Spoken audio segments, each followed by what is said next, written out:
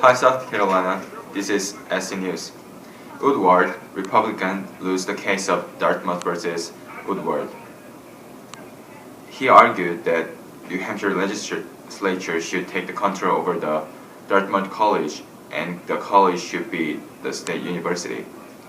However, Daniel Webster, a brilliant lawyer from Dartmouth, had an impassioned plea and argument against Woodward. He asked the court to hold the original characteristics of Dartmouth Private College, and he argued that New Hampshire legislature unconstitutionally interfered Dartmouth College's right.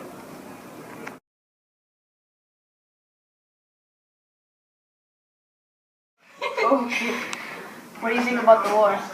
Well, we're war hawks. We're here fighting for our independence again, and we are fighting the British to gain back our trade and expand this country. Why are we fighting it? Well, we're fighting to free America from the tight grasp of the British. What do you think we're going to benefit from this war? If we win, us manufacturers will get more money from trade, and we can continue to follow our democratic Republican views for growth and expansion. So if you guys want to send us your response, we want to hear what you have to say, so send us your response at SC Times Road, South Carolina. There you go.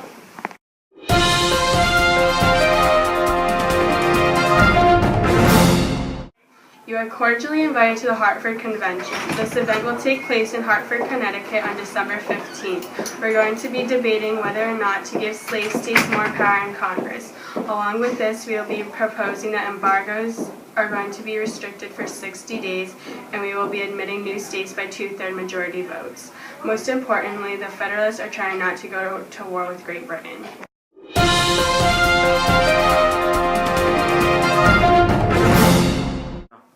Merry Christmas. The war is finally over, but will the issues that arose occur again? In the war we just recently faced, the biggest issues were impressment, shipping rights, and the continuous issue of Native Americans. Although the Treaty of Ghent ended the war, it didn't discuss the major issues that occurred in our Second Independence War. The treaty declared armistice, but didn't mention anything about impressment or our shipping rights. Will these issues ever be discussed?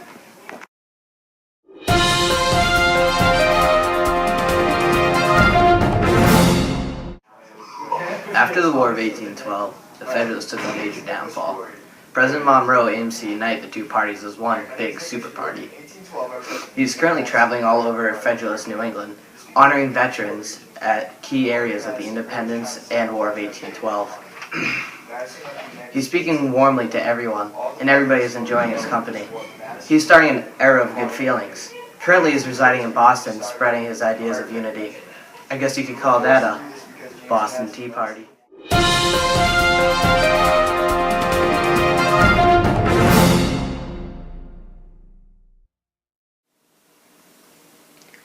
I, for one, cannot believe that Woodward, a longtime political figure for the Democratic Republicans, has lost a court battle with Dartmouth College. A victory would have meant more power for the states, something that we Democratic Republicans desperately need to escape the tyranny of the Federalist monarchists. But alas, it was not to be. As you have heard, the War of 1812 is currently raging in the north. The British have blockaded the oceans along with our trade routes, but I believe we finally have the upper hand. This could be our one chance to show Great Britain and its king that we are independent, and they will no longer tell us what to do. As John Calhoun said, we must vindicate American honor and restore national vitality through a just and righteous war. And that we will. We will teach them a lesson they will never forget. And as for the Hartford Convention, it just goes to show that the Federalist attitude towards the government, they're the first to stand up for the king, and yet they attempt to make peace. And the second that monarchy turns against them, they're the first to moan about how it's affecting them. We must push forward to the end of the war, and freedom from tyranny once and for all. And don't even get me started on the Treaty of Ghent. It's clearly another Federalist attempt to gain favor with the king. However, they will soon find that the king is fickle, and his treaties will solve nothing. It never said anything about our right to trade with foreign countries. I think our best option is to be done with the king. To end on a happy note, the Democratic Republicans are now supporting the era of good feelings. The war is over, and as of now, we were done with Great Britain. The war was a success, and the Federalists have been eradicated. From now on, we can look forward to freedom and peace under the Democratic Republican rule.